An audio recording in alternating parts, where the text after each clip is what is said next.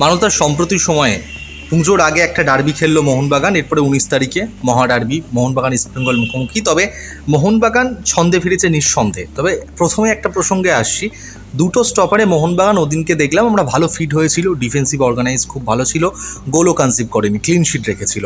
সেক্ষেত্রে মোহনবাগানের উঠতি তারকা দীপেন্দু বিশ্বাস যদি এইভাবেই মলিনা স্ট্র্যাটেজি থাকে, বা এই যে ডিফেন্সিভ অর্গানাইজে দুই স্টপার পুরো ফিট হয়ে যায়, এদিকে আশিস রায় ওদিকে শুভাশিস রয়েছে, দীপেন্দুর কি আরও একটা বাঙালি ফুটবলার হারিয়ে যাওয়ার একদম পুরো ক্রমাপথে একদম কাছাকাছি কি চলে আসবে যদি ম্যাচ টাইম না পাই সেক্ষেত্রে? না না, আমি সেটা ভাববো না, কারণ ও তো সুযোগ পেয়েছিল। ও বেঙ্গালুরু ম্যাচটা একটা বাজে দিন গেছে ওর, দুটো গোলের ক্ষেত্রেই ওর মানে ভূমিকাটা যা ছিল বা যেভাবে করেছে সেটা আমার ভালো লাগেনি। দেখো, খেলতে খেলতে তো অভিজ্ঞতা হয়, সেটা ওর হবে।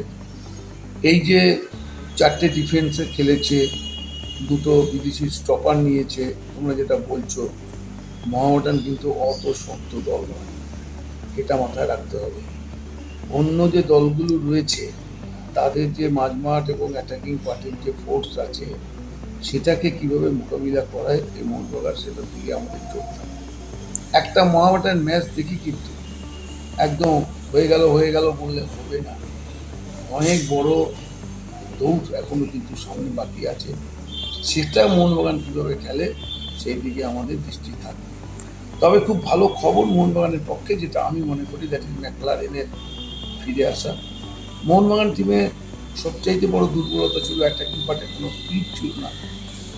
দিমিত্রি বা তোমার কামিংস, তারা খুব একটা গতিময় ফুটবল খেলতে পারেনি। একটা জায়গায় দাঁড়িয়ে দাঁড়িয়ে তারা ফুটবল খেলেছে, শারীরিকভাবে তাদের সেই সক্ষমতা কোনো তৈরি আসেনি। কিন্তু গত ম্যাচে আমি যে খেলাটা ম্যাকলারেনকে খেলতে দেখেছি, ও বলের থেকে উইদাউট বলে যে রানগুলো দিচ্ছিল, যেভাবে দুটো তিনটে খেলোয়াড়কে জায়গা থেকে সরিয়ে আনছিল, তার ফলে স্টুয়ার্টের অনেক সুবিধা হয়েছে। যে গোলটা স্টুয়ার্ট করেছে তার জন্য তো ম্যাকলারেনের একটা বড় ভূমিকা আছে। যখন বলটি ওর কাছে চলে আসছিল এবং যেভাবে রানটা করেছিল, কনসেন্ট্রেশনটা অনেকটাই চলে গেছিল ওই ম্যাকলারেনের দিকে, অনেকটা ফাঁকা জায়গা পেয়ে গেছিল স্টুয়ার্ট, কিন্তু অসাধারণ শট করেছে, দারুণ একটা গোল কিন্তু করতে পেরেছে। ম্যাকলারেন আসাতে স্টুয়ার্টের খেলাটা অনেকটা খুলেছে, দুটো উইং অ্যাটাক ভালো হয়েছে, ক্রিস্টিয়ান পলাশো এবং মানবীর ছন্দে ফিরেছে। মাঝমাঠের যে দুজন অনিরুদ্ধ থাপা এবং আপুইয়া, তারাও তাদের দায়িত্ব দারুণভাবে পালন করেছে। তার ফলে হয়েছে কি, মোহনবাগানের দলটা একটা টিম হিসাবে আমরা পেয়েছি। কোনো প্রতিরোধ ছিল না মহারাজ স্পোর্টিংয়ে। রক্ষণভাগের দুজন সেন্ট্রাল ডিফেন্ডার তাদের জায়গায় ছিল না, গোলরক্ষকও সেরকম আত্মবিশ্বাসী ছিল না। একটা ম্যাচ দেখে, এই ম্যাচটা দেখেই ভাবলে চলবে না যে মোহনবাগান একেবারে টপে চলে গেছে।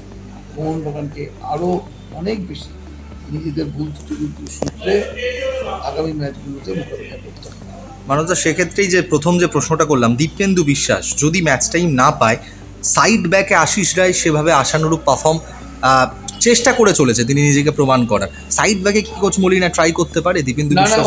ওকে যে কোনো জায়গায় খেলাতে পারে, দীপেন্দুর মধ্যে প্রতিভা রয়েছে, এত হতাশ হলে হবে না। একটা ম্যাচে বসে গেল বলেই যে গেল রব ওঠার কোনো দরকার নেই। অনেক বড় লিগ, ম্যারাথন লিগ, সুযোগ আসবে, সেই সুযোগটা পেলে কিন্তু কাজে লাগাতে হবে।